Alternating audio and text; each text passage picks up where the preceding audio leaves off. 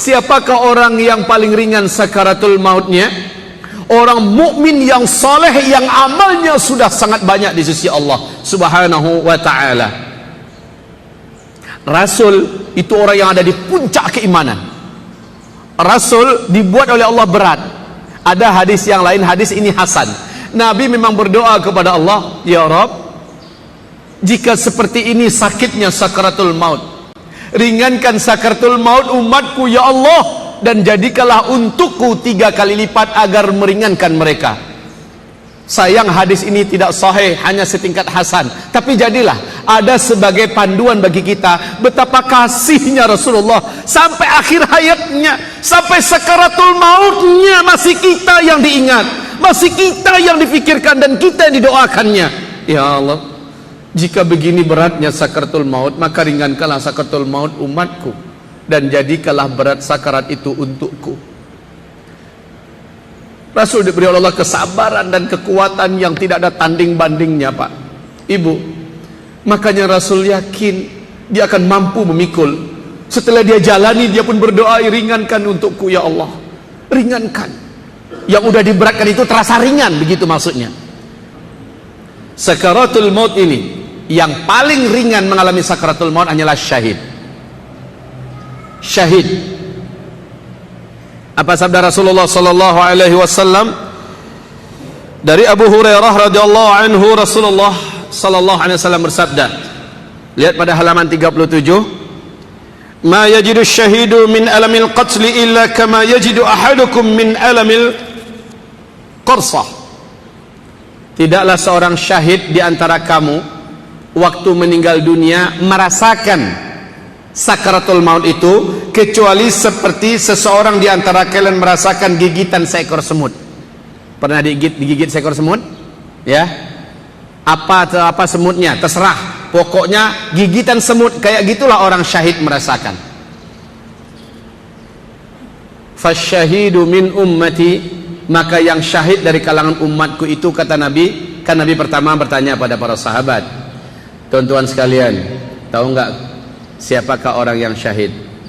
Apa kata para sahabat? Yang syahid itu ya Rasulullah, orang yang pergi dengan hartanya dan jiwanya, lalu berperang di jalan Allah, kemudian dia membunuh lalu terbunuh oleh tangan musuh di medan perang. Itu yang syahid ya Rasulullah. Kata Rasul, fasyahidu min ummati idzan laqalil. Jika demikian betapa sedikitnya umatku yang terhitung syahid. Tidak, kata Rasul.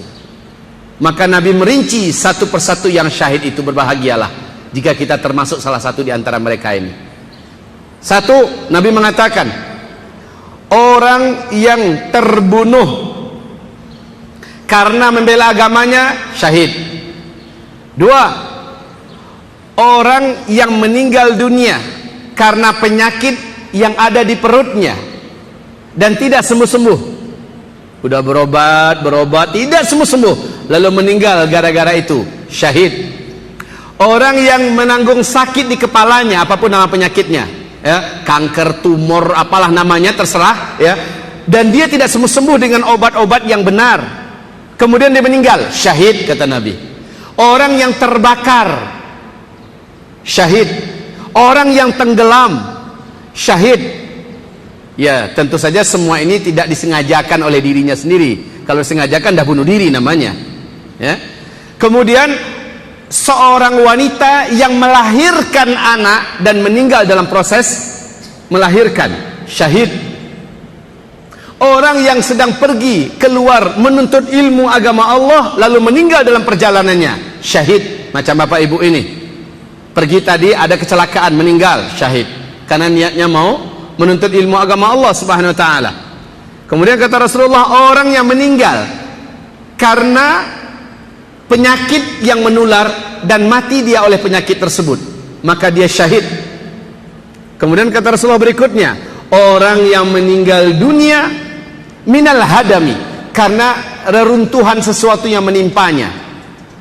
Apakah karena ada tebing ketika Bapak bawa mobil, bawa motor, tebing jatuh, ya, ada menggelinding dari atas, ketiban lalu meninggal dunia. Atau kita lewat di pinggir jalan yang di situ ada gedung lagi dibangun, jatuh paku satu kena kepala bapak, ya, meninggal dunia. Wah, Pak Ustadz, nggak mungkin paku satu bisa meninggal dunia, ya satu ton maksudnya. Jatuh, kena kita meninggal dunia.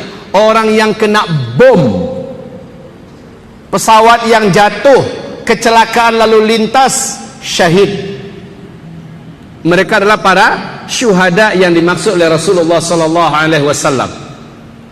Hanya saja mereka-mereka ini tentu saja tidak berhak mendapatkan 6 keistimewaan syahidnya orang syahid di medan tempur.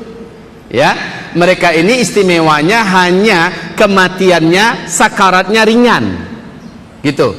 Yang kedua, dia bebas dari azab kubur. Sementara proses yang dilakukan kepadanya berlaku secara umum, seperti yang lain-lain yang merasakan, dimandikan, dikapani, disolatkan, nanti di padang mahsyar dia menjalani hal-hal yang normal.